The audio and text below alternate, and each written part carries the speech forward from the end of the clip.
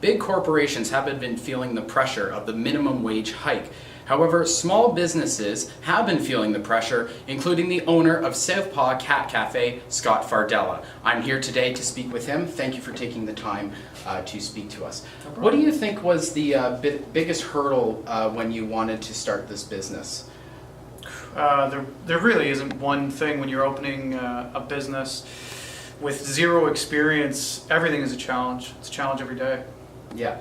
And what do you think, you stated in a Facebook post to your customers on Facebook, and you said there was multiple reasons why you had to permanently close Southpaw Cat Café.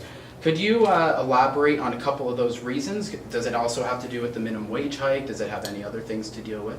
Yeah, I think among other things, I think the minimum wage increase puts a lot of pressure on small businesses.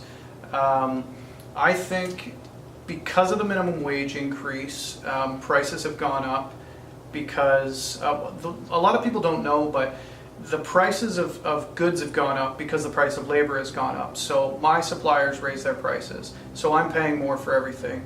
So in order to continue making a profit, we had to raise our prices.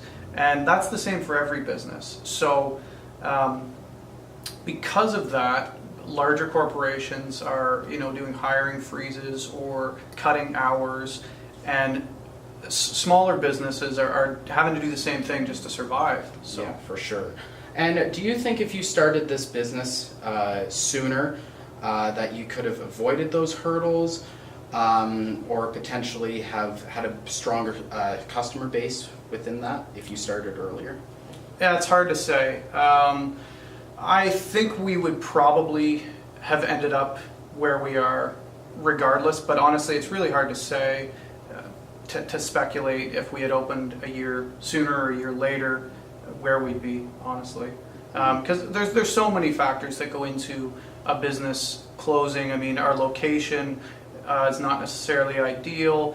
I'm inexperienced, so I'm sure that had something to do with it. There's a million things. Yeah, for sure. And you are part of the Fardella family, who also has the Fardella Bakery and the Fardella Build-A-Party, I believe it's called now.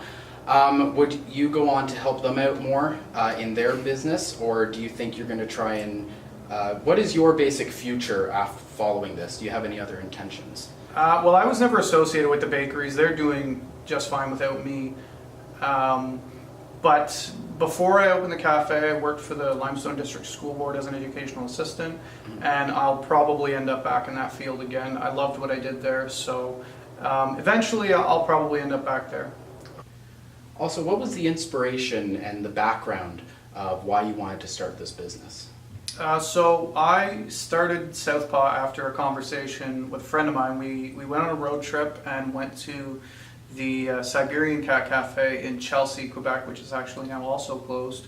It was the first time I had been to a cat cafe, and I thought it would be a good idea in Kingston. I thought it would do well here since it's a student population. So I came home, and that was April of 2016, and I just got to work, and 5 months later we were open, and now here we are.